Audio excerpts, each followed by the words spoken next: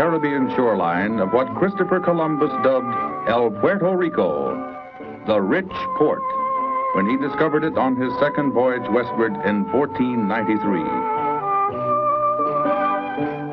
For centuries, ships of the seven seas have crossed the bar under the ramparts of El Morro Fortress, mightiest of Puerto Rico's many historic forts.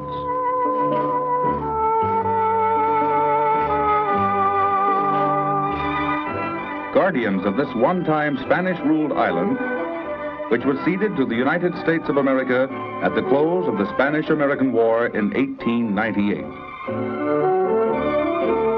Puerto Rico is predominantly Roman Catholic in its religion, and the old cathedrals retain much of the atmosphere and culture that is Spanish. Streets in San Juan are colorful, old world in name and character. But this section has overflowed to nearby Santurce, which reflects the modern trend at every turn, yet retains some customs of yesteryear. Notably, the insular government-controlled lottery, with its public ticket sales and lucky winner announcements each Sunday. 2, the age-old sport of cockfighting, introduced by the Spaniards in the 16th century, is also government-supervised, and still ranks next to baseball as top sport for native Puerto Ricans. The Commonwealth Housing Authority has built over 5,000 low-cost home units and largely eliminated the ill-famed El Fanguito slums. Added facility, these huge low-rent apartment buildings. Yes, Puerto Rico has come a long way in a relatively short time, and its people are proud of their ability to achieve, in part, a successful economic pattern and a happy way of life. Proud, too, of the University of Puerto Rico and its affiliated schools of learning with a total enrollment of many thousands. And they are co-educational. A cultural note, the Insular Government Conservatory of Music, the School of Tropical Medicine, with its timely research, helps keep the island amazingly free of inherent tropical diseases. Men of medicine, the Puerto Rico Medical Association lists over 1,200 doctors and 3,500 trained nurses. Typical of the island's 133 hospitals is the municipal with its well-staffed clinic. And a nearby Presbyterian hospital serves its share of Puerto Rico's 2.25 million citizens. 24 hours each day. Radio and television, and, importantly, freedom of the press. News is gathered intelligently and impartially reported. Ultra-modern printing equipment and presses provide round-the-clock editions in both Spanish and English. 3.5 days sea cruise time from New York, the Commonwealth of Puerto Rico imports yearly over $375 million worth of U.S. mainland goods. One of our best customers. Essential coal for the island's 35 sugar mills and specialized industries. Here, more than 15 domestic and foreign steamship companies maintain regular sailings to Western Hemisphere and European ports. Industry-wise, investments in plants and machinery have passed the 115 million mark, and annual salaries for workers directly employed total more than 22 million. Industrial incentives, including 10-year tax exemption and other tax freedoms, have attracted some 325 plants to the Commonwealth since 1948 and created jobs for 50,000 Puerto Ricans. Operation Bootstrap moves forward, and today Puerto Rico is an integral part of the American economic system, a new frontier for business enterprise. The seat of government of the Commonwealth of Puerto Rico is located in the capital on Ponce de Leon in San Juan. The Legislative Assembly consists of the Senate and the House of Representatives, with originally 27 senators and 51 representatives elected by the people. In these days of international strain, popular, twice-elected native Governor Muñoz Marin aware of the agitations of a small minority of nationalistic fanatics and malcontents, administers the affairs of the Commonwealth with clear vision and the loyal support of a stable and well-trained officialdom. But at this stage, neither independence nor statehood will meet the realities of Puerto Rico's economic position. Let us first achieve, then maintain a balanced budget, says Governor Marin.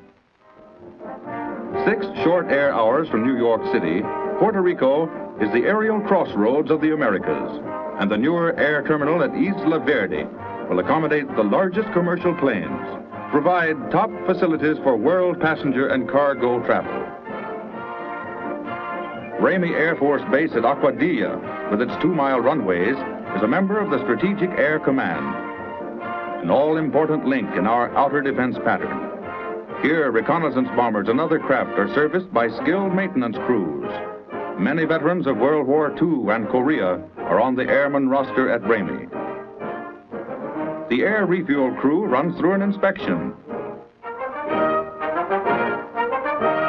Vital lifeline of our aerial strength is this little-known activity, the essential transfer of fuel while in flight. A miracle of planned timing.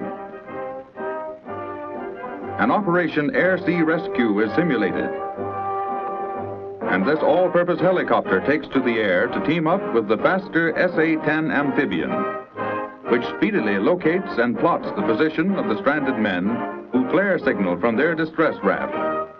The SA-10 radios their area location to the helicopter, and the rescue is accomplished. All craft return to the base, the SA-10 with a jet assist takeoff. Back at the base, the Air Force Police Squad puts on a manual of arms precision drill under the direction of veteran Sergeant Ken Neelan. At Cabo Rojo, near Mayaguez, on the southwestern tip of the 100-mile island, are the fabulous salt fields of Puerto Rico. Tons of Caribbean seawater, tide-controlled, are sluiced to huge foot-deep pools, following the same formula the Spaniards established over 100 years ago. When most of the water has evaporated, the salt is moved to higher ground, and complete dehydration results in a yield of some 10,000 tons per year of clear crystal salt. The entire production is consumed within Puerto Rico. Salt from the sea, a harvest of Mother Nature. Sugarcane grows everywhere. It is the island's #1 business. 1.5 million tons a year, more than $130 million in export trade. Sugarcane growers are paid according to the sugar content of their cane, and at rates high. Cane is ground and assayed within 24 hours at these sugar mills, or centrales, where production is on a non-stop basis 190 days each year.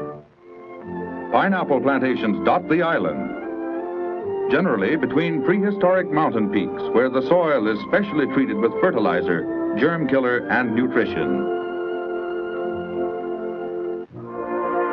It's Puerto Rico's 3rd largest crop and realizes more than $2 million yearly for the growers. New methods of planting and cultivation of the coffee bush mean improved crops. These blossoms indicate the superior strains recently introduced, assure a richer blend of coffee much in export demand. The healthy bean is picked in time-honored fashion by Jibarro families, and the restoration crop program undertaken by the Insular Department of Agriculture has paid off in a good coffee year. A rich harvest spells work for some 50,000 natives. A 30 million pound crop with enough coffee for Puerto Rico's own needs, plus 5 million pounds for export. In a coconut grove, you'd naturally gather coconuts. And the visitor to the island is greeted with the traditional hospitality drink, Bienvenida. Tourist business to Puerto Rico passed the $15 million mark last year. Accommodations immediately available. The streamlined luxury hotels with those beside the sea pools, or your own private furnished apartment. Days of sunshine fanned by the caressing trade winds make for air-conditioned relaxation the year round. Yes, with the air at 80 degrees and the water 75, you can't miss. Sports? Surely. Volleyball or, well, you call it, they have it. And tennis is producing some likely local talent.